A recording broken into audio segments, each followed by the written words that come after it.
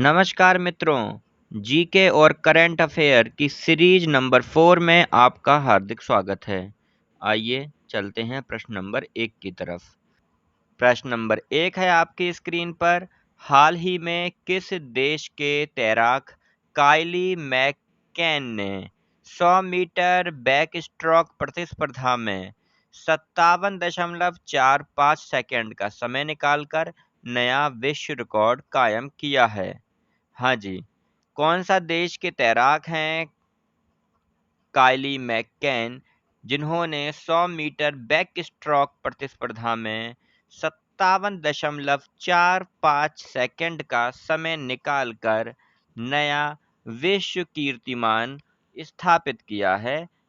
हाँ जी, option number A है आपकी स्क्रीन पर नेपाल, ऑप्शन नंबर बी है ऑस्ट्रेलिया, ऑप्शन नंबर सी है जापान, ऑप्शन नंबर डी है चीन। जी हाँ, बताएं कौन से देश के ये तैराक हैं? नेपाल के हैं, ऑस्ट्रेलिया के हैं, जापान के हैं या चीन के हैं, जिन्होंने 100 मीटर बैक स्ट्रोक प्रतिस्पर्धा में नया विश्व रिकॉर्ड कायम किया? हाँ जी, बताएं कौन से देश के हैं? अभी हाल में ही किया है कायम। चलें नोट कर लें। ऑप्शन नंबर बी है ऑस्ट्रेलिया। जी हाँ, ऑस्ट्रेलिया के हैं ये तैराक काइली मैककेन, जिन्होंने 13 जून जो अभी निकल के गई है, 13 जून 2021 को 100 मीटर बैक स्ट्रोक टूर्नामेंट में नया विश्व रिकॉर्ड बनाया है। 19 साल के तैराक हैं जिन्होंने 100 मीटर की दूरी को महज 57.45 सेकंड में तय कर इतिहास रच दिया। हाँ जी, अब आप नोट ये भी करें कि उनसे पहले ये रिकॉर्ड जो था वो अमेरिकी तैराक थे। उनका नाम था रैगन स्मिथ। जी हाँ, उनका नाम है रैगन स्मिथ। उनके नाम था ये रिकॉर्ड और काइली ने उनका ये रिकॉर्ड तोड़ दिया है। काइली ने ये रिकॉर्ड ओलंपिक खेलों के लिए नेशनल क्वालिफायर मैच में बना लिया है। जी हाँ, अब उनसे पहले जो थे वो अमेरिकी तैराक थे रैगन स्मिथ, और अब ये नाम जो है ये ऑस्ट्रेलियाई तैराक हैं काइली मैककेन, उनके नाम हो गया है। चलिए बने रहें अगले प्रश्न की तरफ हमारे साथ। और अगला प्रश्न ये रहा आपकी स्क्रीन पर। प्रश्न नंबर 2, हाल ही में किस भारतीय महिला पहलवान ने पोलैंड ओपन में 53 किलो भार वर्ग में स्वर्ण पदक जीत लिया है? जी हाँ, गोल्ड मेडल जीत के लाई है। कौन सी भारतीय महिला पहलवान है पोलैंड ओपन में? और उनका जो वर्ग था वो था 53 किलो भार वर्ग। जी हाँ, 53 किलो भार वर्ग में उन्होंने जीता है आपका गोल्ड मेडल, स्वर्ण पदक। और उनके नाम बताएं कौन से हैं? ऑप्शन नंबर ए है Vinesh Phogat, option number B है गीता फोगाट, सी में है नेहा राठी और डी में है साक्षी मलिक। चार ऑप्शन है आपकी स्क्रीन पर, बताएं कौन सी महिला पहलवान है? विनेश फोगाट हैं, गीता फोगाट, नेहा राठी हैं या साक्षी मलिक हैं? इन चारों में से कौन से हैं बताएं? हाँ जी, बिल्कुल सही, नंबर ए यानी कि विनेश फोगाट। नोट करें, विनेश फोगाट भारतीय महिला पहलवान है, विनेश फोगाट, जिन्होंने पोलैंड ओपन में 53 किलो भार वर्ग में स्वर्ण पदक जीता है। और विनेश का यह सत्र का तीसरा खिताब है। जी हाँ, विनेश का यह सत्र का तीसरा खिताब है। उन्होंने मार्च में मार्टियो पेलिकॉन और अप्रैल में एशियाई चैंपियनशिप का भी स्वर्ण पदक जीता था। जी हाँ, तीसरा खिताब है ये उनका ये। और विनेश फोगाट जो है एक भारतीय महिला पहलवान हैं और हरियाणा के, जी हाँ, ये भी नोट करें कि हरियाणा के भिवानी जिले से आती हैं। और एशियाई खेलों में स्वर्ण पदक जीतने वाली विनेश फोगाट पहली महिला भारतीय पहलवान है।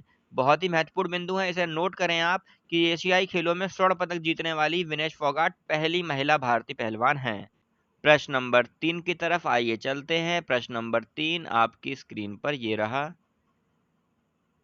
विश्व बाल श्रम निषेध दिवस यानी world day against child labour निम्न में से किस दिन मनाया जाता है?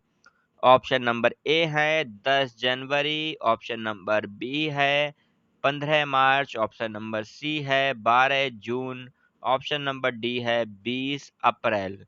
जी हाँ, विश्व बाल श्रम निषेध दिवस यानी world day against child labour निम्न में से किस दिन मनाया जाता है? दिन है 10 जनवरी, 15 मार्च, 12 जून या 20 अप्रैल, बताएं। बहुत ही सिंपल सा क्वेश्चन है। मैं समझता हूं कि आपको इसका उत्तर आता होगा। चलें, अगर नहीं आता है तो आप नोट कर लें, आता है तो बहुत अच्छी बात है। नोट करें, ऑप्शन नंबर सी सही है इसका, 12 जून। जी हाँ, 12 जून है विश्व बाल श्रम निषेध दिवस। हर साल मनाया जाता है ये 12 जून को, और विश्व बाल श्रम निषेध दिवस की जो शुरुआत है, वो अंतर्राष्ट्रीय श्रम संगठन द्वारा की गई थी। और कब की गई थी ये भी आप नोट करें, वर्ष 2002 में की गई थी। जी हाँ, इस दिवस के आयोजन का जो मुख्य उद्देश्य क्या है वो भी लिखें आप। बाल श्रम की वैश्विक स्थिति पर ध्यान केंद्रित करना तथा बाल श्रम को पूरी तरह से समाप्त करना। जो इसका उद्देश्य था वो ये था, बाल श्रम की वैश्विक स्थिति पर ध्यान केंद्रित करना और बाल श्रम को पूरी तरह से समाप्त करना। चलें, बने रहे हमारे साथ पाथ ऑफ जॉब में, और आप देख रहे हैं करंट अफेयर सीरीज 4। जी हाँ, प्रश्न नंबर 4 आपकी स्क्रीन पर ये रहा। हाल ही में रक्षा मंत्री राजनाथ सिंह ने अगले 5 वर्षों के लिए रक्षा उत्कृष्टता नवोन्मेष आईडेक्स रक्षा नवोन्मेष संगठन डीआईओ के लिए कितने करोड़ के बजट को मंजूरी दी है? नंबर ए है आपकी स्क्रीन पर 418.8 करोड़ रुपए, बी है 498.8 करोड़ रुपए, सी है 423.8 करोड़ रुपए, और डी है 398.8 करोड़ रुपए। हाँ जी, बताएं कौन सा है। थोड़ा सा कठिन है प्रश्न, क्योंकि इस तरह के फिगर याद करने में थोड़ी दिक्कतें तो अवश्य होती हैं, परंतु अगर आपको सफलता पानी है तो याद तो करना ही पड़ेगा, क्योंकि सफलता का कोई भी शॉर्टकट नहीं होता है। जी हाँ, बताएं। जो रक्षा मंत्री हैं राजनाथ सिंह, उन्होंने 5 वर्षों के लिए जो रक्षा उत्कृष्टता नवोन्मेष आईडेक्स रक्षा नवोन्मेष संगठन डीआईओ है, उसके लिए कितने करोड़ के बजट को मंजूरी दे दी है? नोट करें आप, ऑप्शन नंबर बी सही है, 498.8 करोड़ रुपए। रक्षा मंत्री राजनाथ सिंह ने अगले 5 वर्षों के लिए रक्षा उत्कृष्टता नवोन्मेष आईडेक्स रक्षा नवोन्मेष संगठन डीआईओ के लिए 498.8 करोड़ रुपए के बजट को मंजूरी दी है। यह योजना सैन्य उपकरणों और हथियारों के आयात में कमी लाने और भारत को रक्षा विनिर्माण का केंद्र बनाने के लिए सरकार की कोशिश का एक प्रकार का हिस्सा ही है। जी हाँ, रक्षा मंत्रालय ने कहा है कि डीआईओ नवोन्मेषकों के लिए भारतीय रक्षा उत्पादन उद्यम के साथ बातचीत के माध्यम तैयार करने में मदद करेगा। चले, बने रहें हमारे साथ। अगला प्रश्न आपकी स्क्रीन पर ये रहा। प्रश्न संख्या है 5। भारत के नीरज चोपड़ा ने पुर्तगाल में लिस्बन के सिडे डी लिस्बोआ में भाला फेंक प्रतियोगिता में कौन सा पदक जीता है? जी हाँ, जो भारत के नीरज चोपड़ा हैं, पुर्तगाल में जो अभी आयोजित हुआ था लिस्बन में, उसमें सिडे डी डिस्लोवा में भाला फेंक प्रतियोगिता में ये गए थे, और उन्होंने निम्न में से कौन सा पदक जीता है? और ऑप्शन ए है स्वर्ण पदक, बी है रजत पदक, सी है कांस्य पदक, डी है इनमें से कोई नहीं। बताएं, स्वर्ण पदक है, रजत पदक है, कांस्य पदक है, या इनमें से कोई भी नहीं है? जी हाँ, नोट करें, ऑप्शन नंबर ए सही है, स्वर्ण पदक।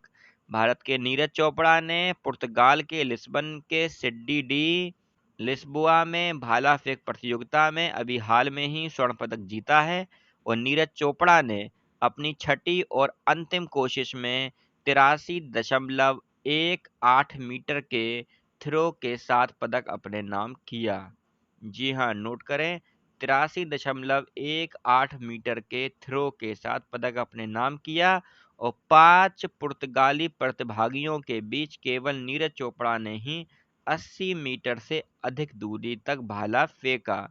कितने गौरव की बात है भारत के लिए कि भारत के जो नीरज चोपड़ा हैं, उन्होंने पुर्तगाल में जाकर और वहाँ पुर्तगालियों को ही पछाड़ दिया। जी हाँ, 5 पुर्तगाली जो प्रतिभागी थे वहाँ पर, उनमें केवल नीरज चोपड़ा ही भारतीय थे, और उन्होंने ही 80 मीटर से अधिक दूरी तक भाला फेंका।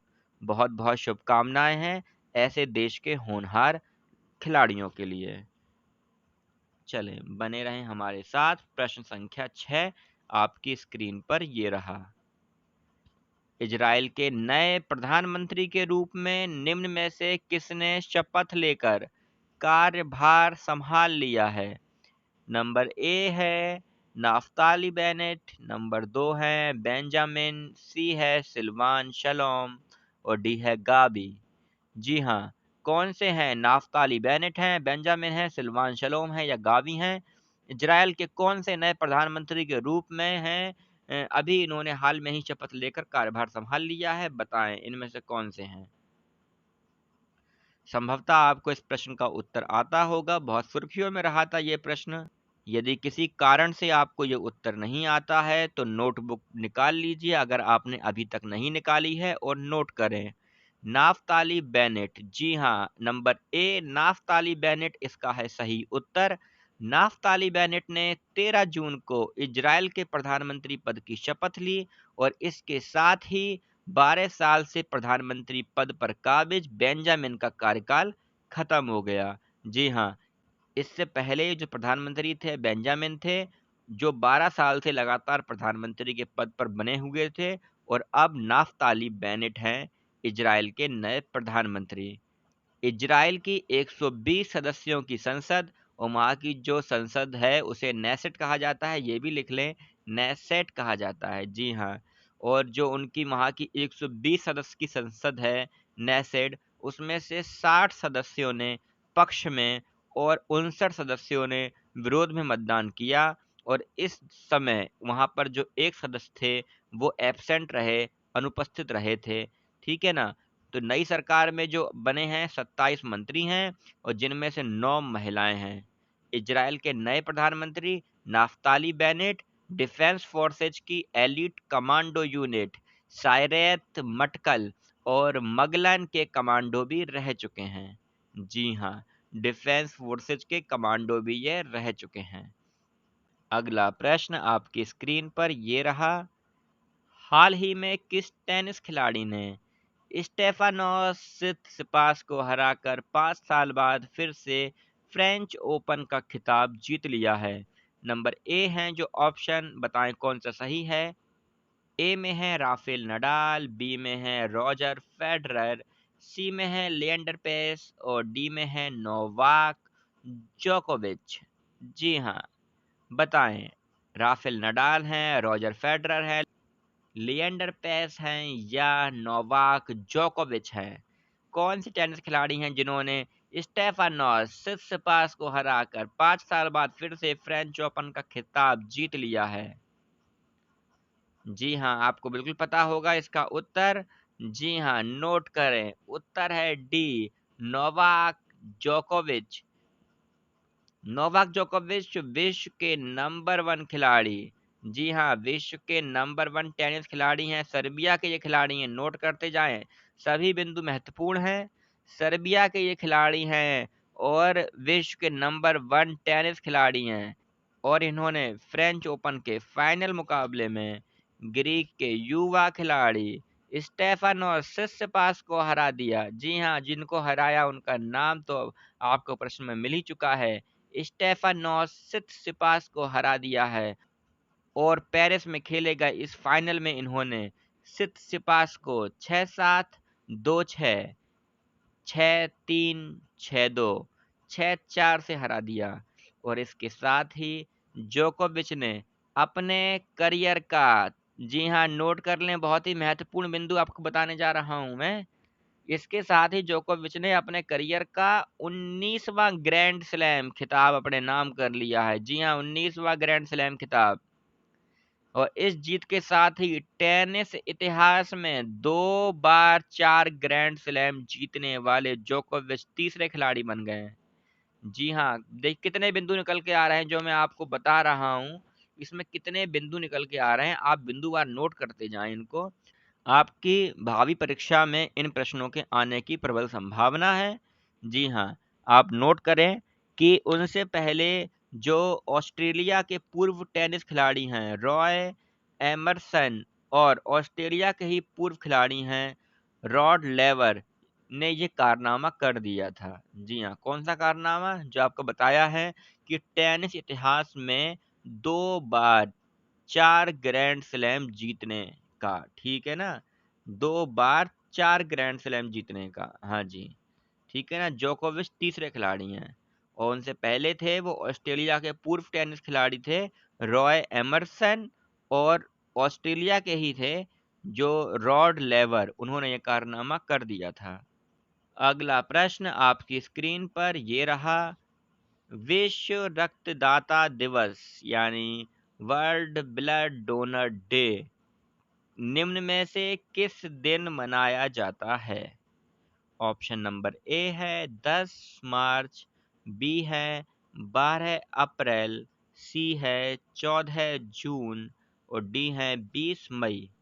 बताएं कौन सा दिन है जिस दिन विश्व रक्तदाता दिवस मनाया जाता है? जी हाँ, विश्व रक्तदाता दिवस मनाया जाता है। नोट करें, आपको संभवतः आता होगा फिर भी नोट करें। ऑप्शन नंबर सी है सही, 14 जून। विश्व रक्तदाता दिवस हर साल 14 जून को ही मनाया जाता है। साथ में आप ये भी नोट करें कि इसे पहली बार कब मनाया गया था। बिल्कुल, इसे पहली बार 2005 में मनाया गया था। और इसका उद्देश्य तो जैसा नाम से ही स्पष्ट है कि उद्देश्य ये है कि खून की कमी से लोगों की जान ना जाए, इसलिए इस तरह का दिवस मनाया गया जिससे लोगों को, जो रक्तदाता हैं, उनको जागरूक किया जा सके रक्त देने के लिए। सभी रक्तदाताओं की सराहना करना और रक्तदान के लिए उनको प्रेरित करना, यही इसके मुख्य उद्देश्य हैं। और सबसे पहले जो मनाया गया था वो मनाया गया था, आपको बता ही चुके हैं हम, 14 जून 2005 को। और जो मनाया गया था विश्व स्वास्थ्य संगठन के द्वारा रेड क्रॉस सोसाइटी के सहयोग से मनाया गया था। मित्रों, यदि आपने करंट अफेयर की सीरीज नंबर 1, 2 और 3 नहीं देखी है तो प्लीज़ आप चैनल में जाएं और हमारी 1, 2, 3 सीरीज को भी देखें।